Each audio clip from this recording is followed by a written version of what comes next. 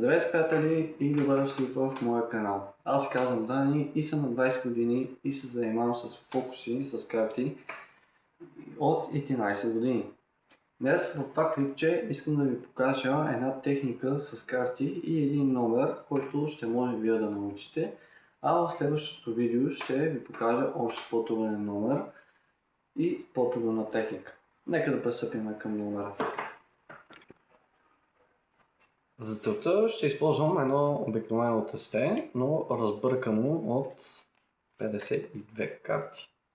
Нека да го размешваме.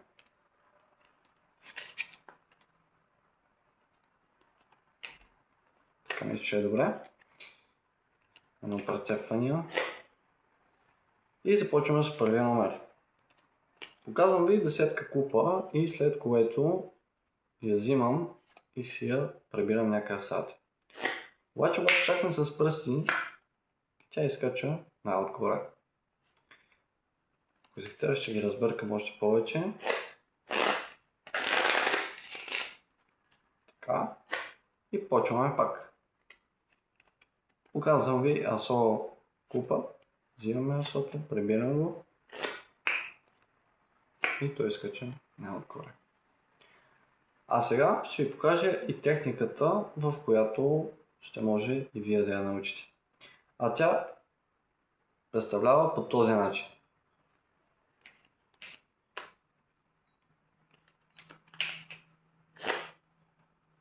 Как става? Нека преминем към туториала. Ето как става техниката и по-скоро мешането. Фащаме, се зависи каква ръка сте. Ако сте с десна ръка, фащаме тестето по този начин. След което с палеца на дясната ръка фащаме отдолу, а отгоре, горния десен ъгъл, фащаме с средния и безимния, докато показалецът ни е свободен. След което чупиме с показалеца половината сте от това. Ето по този начин. След което с лявата ръка в долната правим по този начин. И пак по същия начин. Чупим, пресифваме и накрая пускаме. Ето пак повтарям, чупим по ето така.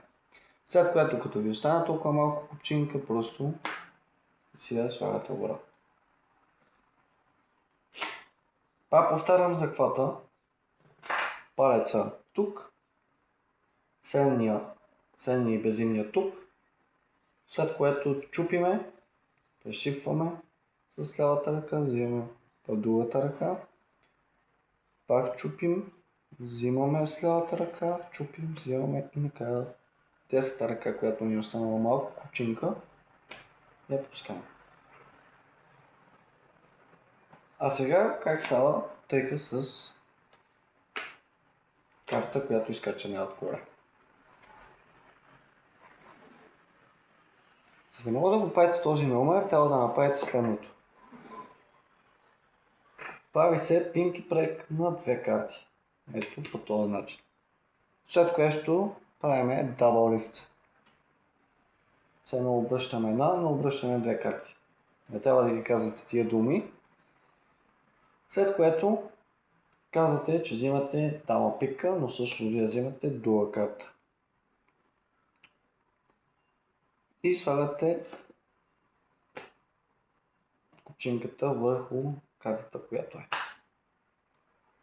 И бутате я навътре като зафанате тесето по този начин. Тук средния безимния кут, ето тук, палец тук и показалец тук, за да мога да избутаме картата.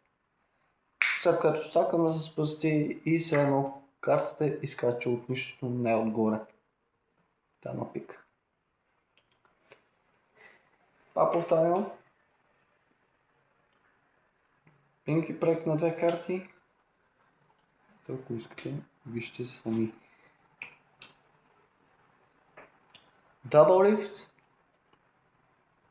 Семица купа казваме и казваме, че взимаме самица купа, слагаме някакъв в средата на тестето, бутаме я, щакаме с пръсти и картата изкачва най-отгоре. Това е, приятели, просто лесно и елементарно. А сега ще ви кажа едно послание към всичките.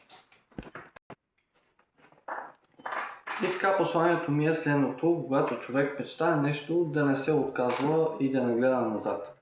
Просто гледайте напред, правете това, в което сте добри. Следното, което искам да кажа, за да мога да правите такива фокуси, ще ви трябва да използвате ето този Bicycle стандарт. За да може да научите техники и фокусите. Но едно ще ви кажа: без техники няма фокуси. Защото техниките помагат точно за фокусите. В същото време, тестето ще ви е от полза и може да го показвате на всякакви хора, на семейство, на приятели, може като ходите на оженени, на баба, на дедо, на майка, на тате, на сестринка, на чичо, на всички може да показвате трикове. В моя YouTube канал ще качваме точно такива неща и ще можем да ги разкриваме точно в моя канал. Първо ще ви ги показвам, след което ще ги разкрием. След което ще можем ние самите да си кажем дали наистина има фокусници в България. Това е остава на вас да прецените дали има. Ако има, кажете ми кой. Следното, което искам да ви кажа е, че благодаря, че отново изгледахте това видео и то първото ни единствено в моя канал. Ако е така, абонирайте се за канала и с камбанката. До скоро!